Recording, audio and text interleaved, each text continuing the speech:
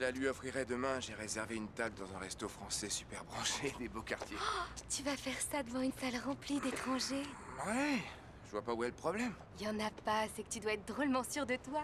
Qu'est-ce que tu diras? Je sais pas encore, j'y réfléchis. Entraîne-toi avec moi, on va répéter ensemble. Je suis douée pour ça. Je vais jouer Emily. Je suis Emily, ta chérie, ta copine de fac. Tu as quelque chose à me demander? Emily. Ah non, d'abord tu te mets à genoux. Non, je me mettrai pas à genoux. Tu as tort, elle adorerait que tu te mettes à genoux. Je me mettrai pas à genoux.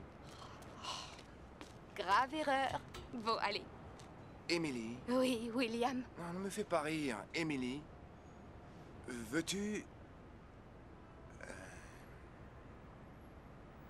m'épouser? Non.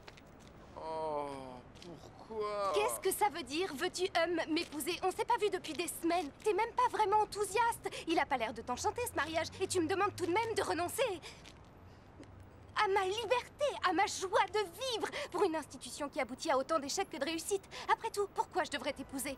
Vas-y, dis-moi pourquoi tu veux m'épouser. À part pour combler le désir bourgeois d'atteindre un idéal que la société nous impose dès notre plus jeune âge, pour promouvoir le capitalisme et la consommation. Oh! Oh! Oh, mais je rêve! Fallait te mettre à genoux, je te l'ai dit. Maintenant, tu la fermes. Voilà.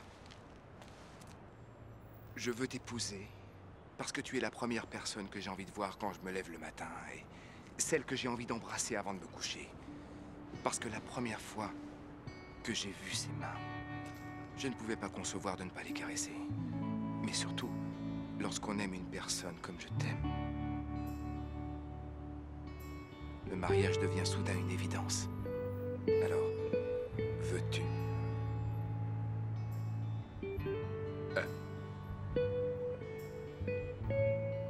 m'épouser? Absolument. Un jour peut-être. Faut que je réfléchisse. Tu me raccompagnes?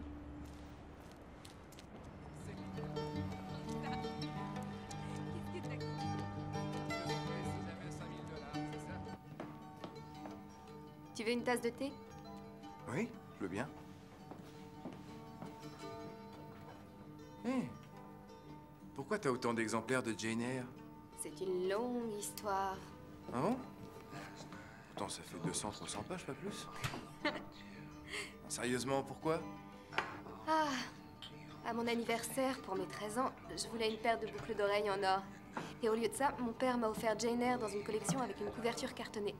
À l'intérieur, il avait écrit un petit mot magnifique auquel j'avais accordé aucun intérêt, étant donné que j'avais été atrocement déçue de ne pas avoir eu mes boucles d'oreilles.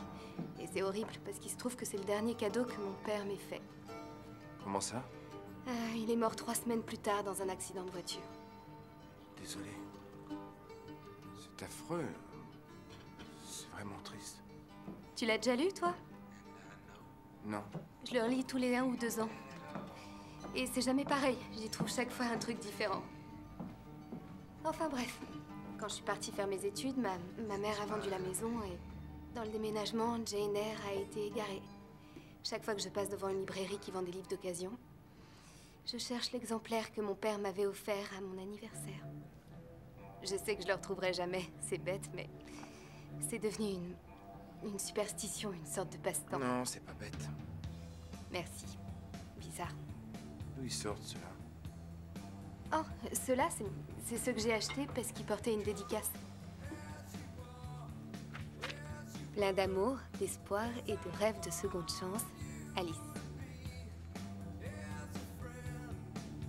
C'est qui, ça? C'est Kurt Cobain.